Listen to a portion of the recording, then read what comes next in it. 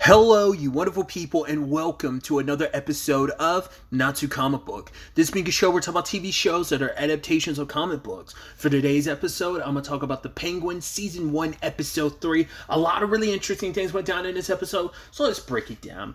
So, we pick up with a little bit of a flashback, giving us a little insight into Vic's life, kind of seeing where he comes from. We finally get introduced to the mysterious Graciela we got introduced to on his phone, I believe it was last episode. So, but that's his girlfriend, and we just see like the background. Once Vic is not a bad kid; he's a relatively good kid who, just comes from an everyday, hardworking family, mom, dad, and sister, and just obviously they introduce you to that just so you feel the pain of what he lost, especially considering the moment he had that conversation with his dad, because his dad was like, "Yo, I don't want you hanging around Calvin because like Squid's going to potentially be there." I was like. And he's just kind of like, "Get off my back, Dad. Let me hang out with my friends." I'm like, that's going to be sad. That's going to be the last thing you ever said to your parents, in particular your dad, and your mom was talking to you and you walked away. You're just like, oh. Because Vic, he respected his dad because his dad's like a hardworking guy. And it's like, oh, your boss, he owes you more. But it's like, no, as long as I'm making enough money, which I'm getting paid good to take care of my family, then that's all worth it. I'm doing good work, and that's all that matters. And while he was hanging out with Graciela and Calvin, and the whole situation where it's like, oh, his cousin, or I think it was his cousin Squid shows up, which I was like, I wonder is that going to play bigger role or not? Because I don't know if the guy Calvin he was hanging with, I don't remember if that's the guy Sophia popped in episode 1, the one that tried to rat out Oz and then he got popped when Oz was like, yeah, that kid's lying to you. I don't remember if that's the same kid or not. I legitimately don't, because Vic was like, oh, when like Graciela asked him about it later on, it's like, oh yeah, Calvin's not with me. I'm like, I don't know. Not unless that was like Squid's crew that he was hanging with, because if that is the case, once again, Calvin's Squid's cousin, so like that could blow back on Vic eventually. Like, yo, what happened to my cousin? You would know.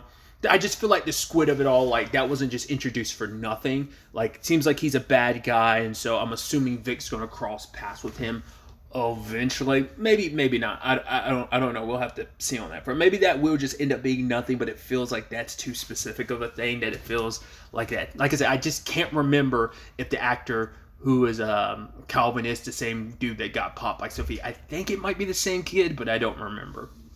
But yeah, obviously this was the day of Riddler's bombing, and the entire Crown Point got flooded, and Vic could literally see his parents' the apartment building get struck by the water, and it's just, you saw it firsthand. You saw your entire world collapse. I mean, it wasn't just him. I mean, so many people lost loved ones and lost everything in that moment, and Graciela was in the same boat. Like, she's like, my parents are gone. I don't know if they were already gone, or it seems like she kind of lost them in the same situation as well. So,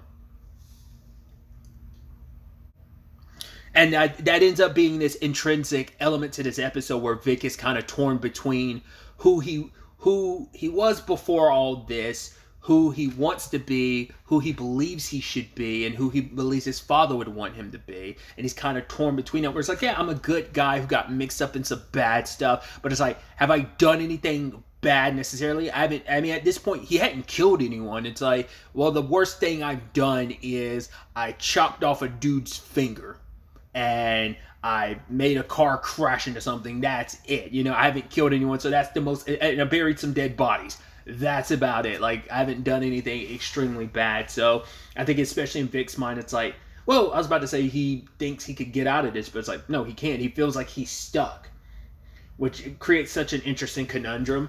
I love when Oz, is paying him, and it's like, yo, let Sophia in, keep her distracted, and they're talking. And it's like, oh yeah, I worked for Oz. I worked on his car. I'm a mechanic, kind of.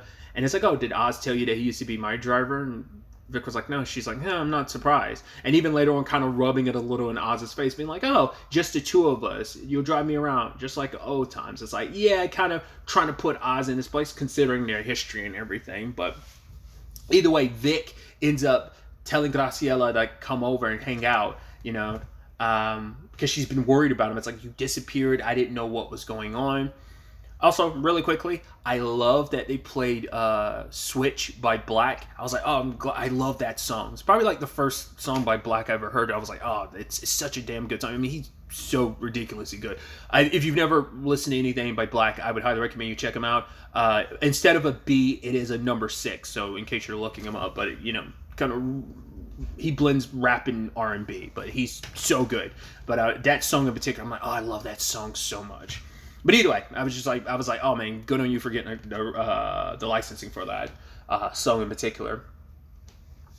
But Graciela doesn't want to stay in Gotham. Once again, that ends up being that conversation of, the general jokey conversation is who stays in Gotham, who wants to be in Gotham. But especially in this situation, after like Riddler blew up and like destroyed like the like lower income side of town, like what we know in the opening they talked about it, places that were not affected were the more rich neighborhoods. Which is so interesting considering Riddler was all about attacking, like eating the rich. And it's like, yeah, it's sadly, you never think about the consequences of who you affect the most. And you're like, oh, you're trying to stick up for like the little person against the man. But it's like, you screwed over so many other people, like Crown Point's like the shithole of Gotham in a lot of ways. Because they were even talking about that, him, Victor and Graciela. And it's like, yeah.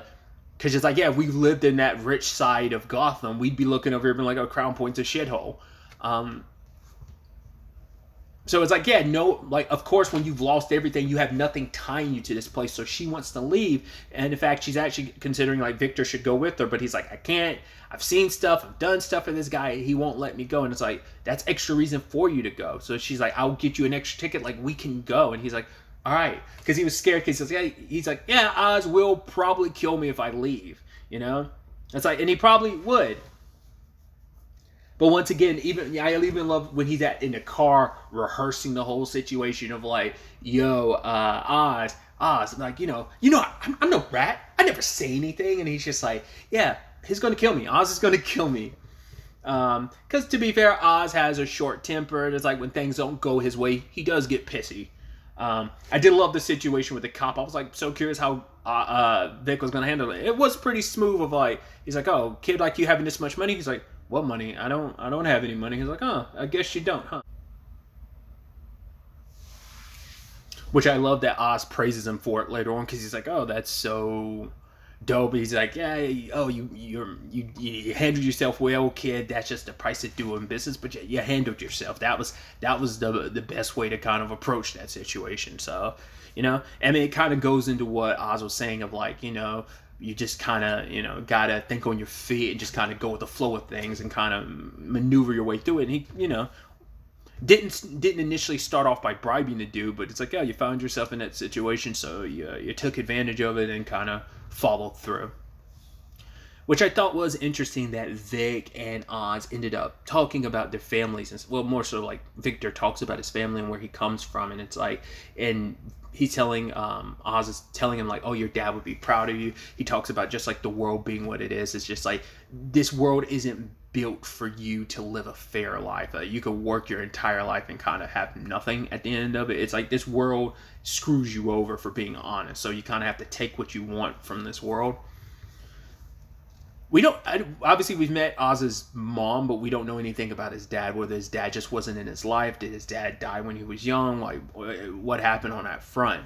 I think it is interesting, like considering everything with Oz and his mom. I think it's fascinating that the conversation stayed on Vic's dad instead of his mom. Talked a little bit about his mom, but the conversation mainly became about his dad, and I wonder if like Oz really pushed the conversation that way because he was missing that in his life or something.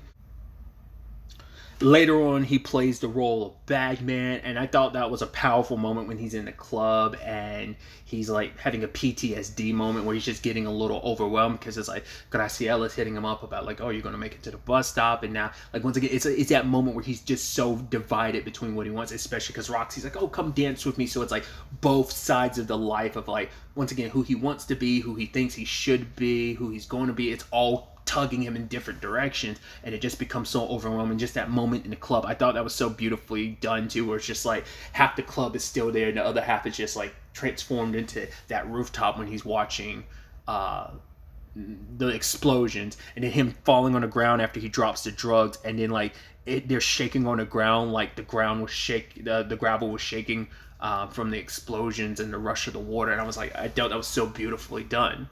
And it's like that scene he had with Oz in the bathroom, because Oz is like, all right, you keep staring at your phone, what's going on? And he's like, oh, you're trying to leave? He's like, no, he's like, after everything I've done for you, I fed you, I gave you clothes, I gave you a good life, and you're just going to turn on me? We're this close to having everything we would want, and you're going to do this to me? He's like, fine, you want to go, just go. And Vic is like, I can't leave. He's like, what? You think you're a prisoner? I think that's where it's like, oh, it's like, we knew he liked the kid, and even Vic even said like, yeah, I can't go because I actually think he likes me. He's lonely. It's like, yeah, like Oz is surrounded by people he doesn't like, people he doesn't trust, people who don't trust him. Everyone looks down upon him, but Vic is the one person that kind of looks up to him. And as we learned in episode 1 when he told that story to Alberto about like, yeah, that's what he wants. He wants to be admired. He wants to be remembered. He wants to be seen as like, yo, the captain, you know? And I think like he kind of gets a little bit of that at Vic. Once again, he sees a lot of himself in Vic, and that's why he's like, yeah, I'm a little rough with you, kind of scare you a little bit, but it is a tough love situation. But it's also like, whoa, you think I'm holding you prisoner, that I'm threatening you? Because he was almost... It's a very abusive and toxic relation, because he's almost like, you think you're stuck here with me? Is this what it's like? And puts the gun to his head. Like, you think that's what it's always like being with me? It's like, how dare you feel that way about, like I'm entrapping you or something? It's like, no, you could have left at any point in time. You aren't trapped here. It's like, well, we're talking about the guy that who shot at you because you're trying to steal his car, and then was ready to kill you after you helped with the whole Alberto thing. But it's like, hey, come on, kid, I kept you around, I'm feeding you, I'm giving you like clothes and money, so we're good, we're past that. That's ancient history. He even said like, yeah, you fucked up huge last episode, but you know, that's water under the bridge. But I'm like, yeah, it's understandable for a normal, rational person to be afraid, always kind of be worried about that. And Oz just took such offense to it, and he was so pissed at him because he's like, your father like worked so hard, like what was it all for, just to walk away and be nothing? You like, if you do nothing, you are nothing. And there you go, Vic, you don't even have to worry about aiming for that. That's what you already are, just, you know. And when you see him at the bar, he is legitimately hurt, because you're like, well, I mean, Oz is, and it's like, because he actually legitimately cared for the kid. And it's just like, once again, it's like, because I think some of what he said to Vic is stuff that his mom said. Because let's not forget, what did his mom say last episode? If my son is nothing, what does that make me? So it's the thing of, yeah, his mom has determined his value, and it's just kind of like what you do and who you are. Like, that's his way of kind of having self-worth. And so when he sees Vic acting like that, I think it's like a reflection of seeing too much of yourself, and it disgusts you and it upsets him. And it's like, if Vic is nothing, like, what does that mean? It's Vic being who he is kind of reflection upon me, or at least who I used to be, who I don't want to be anymore. I've changed. I've tried to not be the Oz I used to be, but when I look at Vic, I see that. I was hoping like by bringing him up, it's almost like like he can do it, I can do it. But it's like, if he's faltering, if he's nothing, then that just feels like it drags Oz back to who he was. So I just thought that was such an interesting and messed up relationship the two of them have. And but I mean, when it comes through to at the end, Vic decided not to go with Graciela, because it's like, he does want more. He does enjoy this. Like he is living it up. Like when he's passing out the drugs, like he is feeling it. And especially how that ties into what Sophia says at the time. Because she's like, yeah, look at the people in this club. It's all about psychological needs. That's kind of like what the drugs and stuff benefit people from. Because from her perspective, it's like, these are people, you know, it's just like, right, their former mayor got assassinated. They lost everything in a flood. But these people are still here getting high because they need an escape. And this has been Vic's escape from what he's been going through. And it makes him feel good. It makes him feel powerful. You know, that need to... He's like, I never want to be in a situation like my dad. I want more and more. And just like Oz does. So they are parallels to each other. They are, like I said, once again, one and the same. And they see it in a lot of ways. So I just think that's so beautifully done. I also think it's interesting how it kind of comes full circle when Vic ends up ramming the car to that guy at the end of the episode. Like, wasn't this story Calvin telling at the beginning was some guy getting hit by like a semi truck or something? So I was like, oh, like I don't know if that was meant to be foreshadowing or what. It's not the same, but it just feels like, oh, like that's where the story began and it kind of ends in a similar way. I don't know. I thought that was interesting. But anyway, that's me staying on the VIX side of things. Obviously, the rest of the crux of the episode is about Oz and Sophia, about them. It's like, right, this partnership, but us kind of working and figuring stuff out because we're stuck between not trusting each other and using each other. Because Oz's perspective is, well, what I'm going to do, I'm still working with the Maronis, but what I'm going to do is I'm going to get Sophia's shipment, and then I can't remember if he said he was going to get the rest of the Falcones to kill her, or whether it was going to be the Maronis said he was going to get to kill her. I can't remember who he was going to say, but that way the whole operation would be his. But either way, what was really interesting is when they go off on their own, and it's like, oh, did Al not tell you? He's like, no, Al was kind of skimpy on the details about his whole plan. And she's kind of almost like, of course you thought it was his plan. Because it's like, oh, this was never his. So that's the irony behind it in episode 1. Al made it seem like it was his plan to begin with. It really did fit the narrative of like what Penguin did, what Oz did. It's like Oz tried to make it seem like it was his idea when it was Al's idea. But turns out it wasn't even Al's idea. It was Sophia's idea that he got brought into. So that is interesting. So that's probably why even though she had her doubts, because Oz was coming from the perspective of when he, in episode 1, being like, oh, like Al must have lied to both of us, not telling us he was partnered up with the other. And it's like, once again, it's like, well, he was partnered up with Sophia because he was bandwagoning on her idea, but she loved her brother and was kind of fine with kind of bringing him in on this. Like, I don't know. Like I said, it does seem like it is her idea, especially because when we're initially introduced to the drug she's making, it's Bliss. My mind immediately went mushrooms, hallucinogenics, scarecrow ? But I was like, no, it doesn't seem like it works with. I mean, not unless it's. It doesn't seem it's related because I don't know if this is a drug that's actually exists in the comics or not. Or like the same thing for the drops. Is this a real thing? Because like a drug in Arrow was like Vertigo, and I don't know if that was really a drug in the DC Comics either. So I don't know if Drops, Vertigo, and Bliss are all just drugs they made specifically for the respective shows, or whether it actually is something from the comics too. But like I said, like when you just think of like, I don't know, Gotham and drugs and just mind-altering stuff, I just immediately think Scarecrow. So, like, you never know. Like, it is continuity. It could be like a thing of eventually Scarecrow Crane takes these like this and kind of modifies it. Instead of giving you bliss, it gives you fear, so I don't know. I'm probably way overthinking it. It is interesting to find out that it's like a drug in this universe used at Arkham, which I'm like, there's been conversations about the Hugo Strange of it all, and I'm like, I don't know if this universe is going to dive into a Hugo Strange situation, or whether the DCU will do it with their Batman, depending on how just everything plays out. But I find that so fascinating.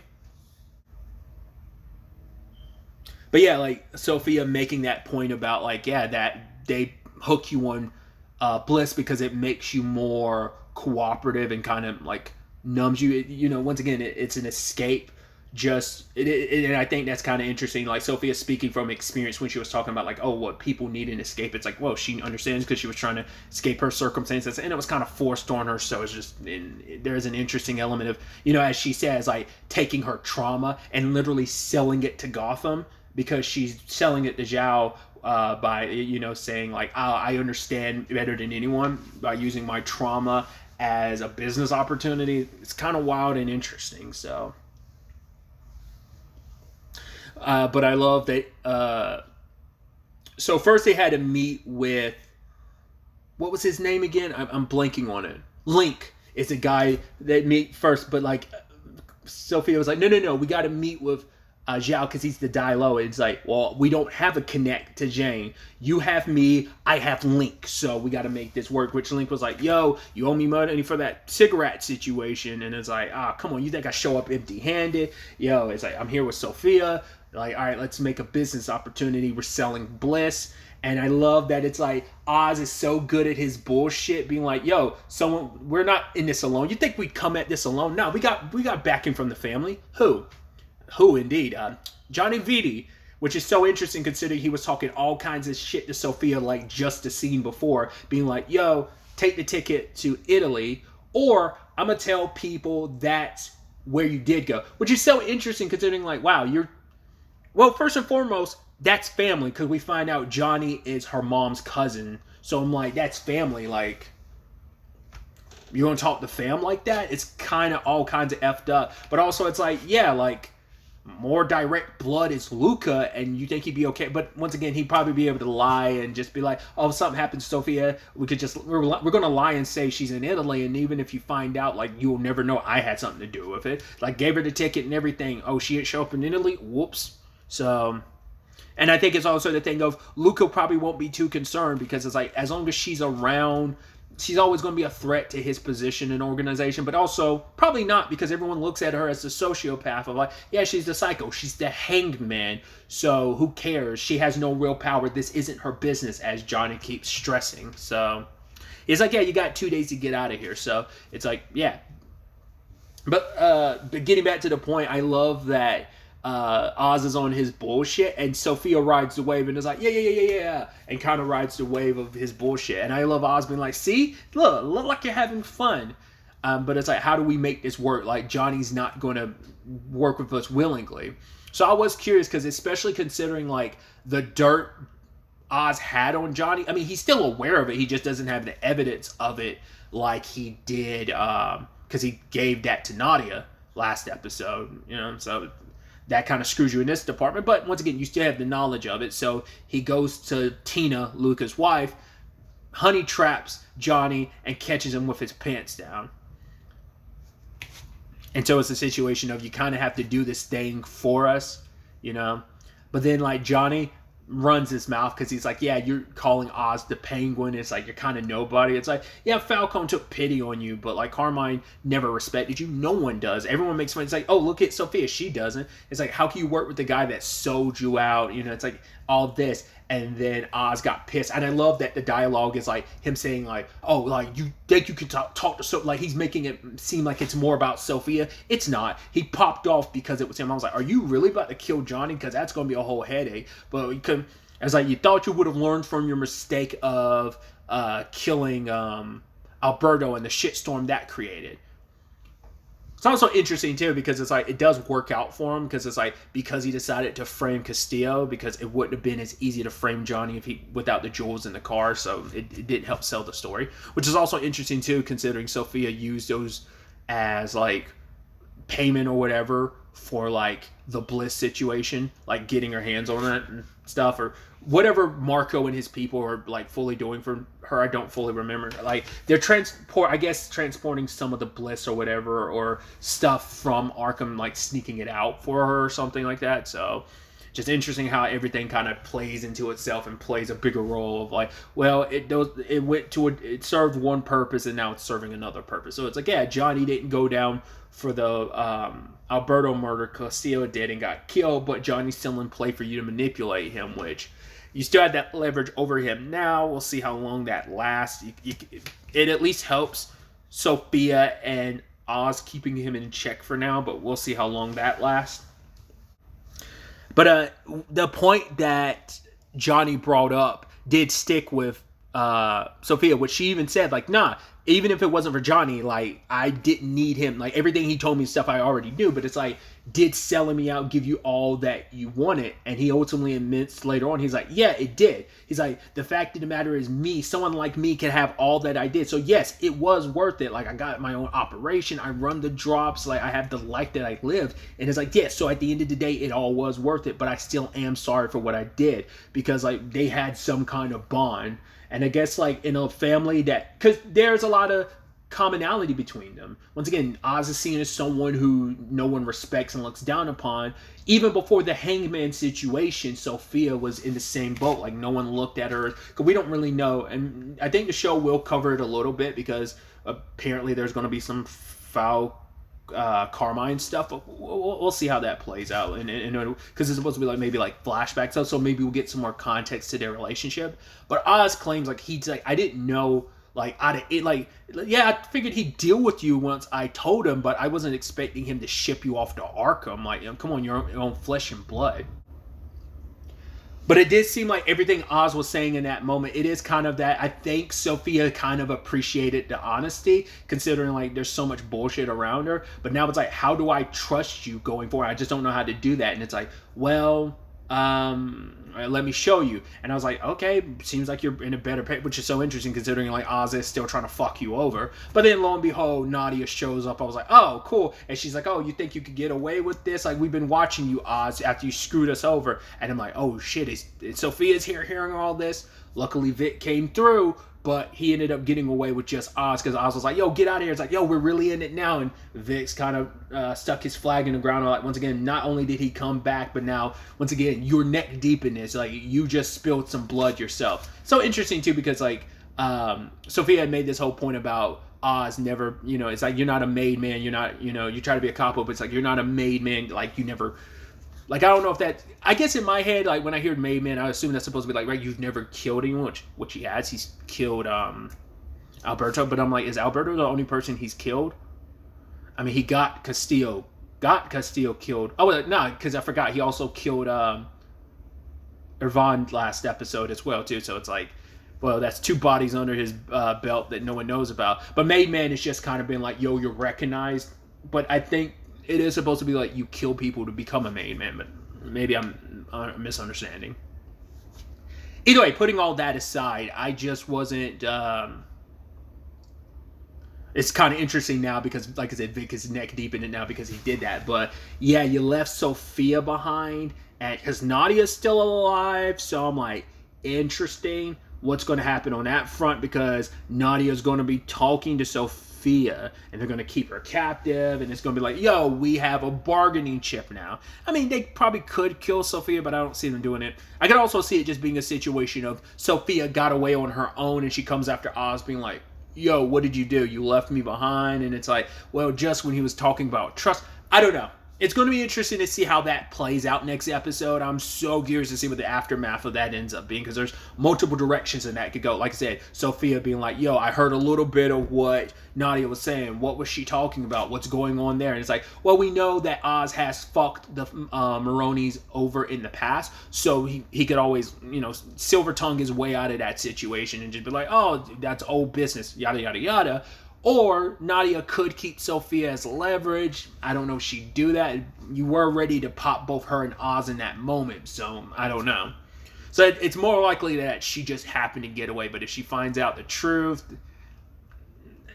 like I said, I'm so curious to see how they end up handling that next episode. But really, that's all I wanted to talk about. To the next time we meet, be happy, be safe, live life to the fullest, and enjoy it. Good day and goodbye.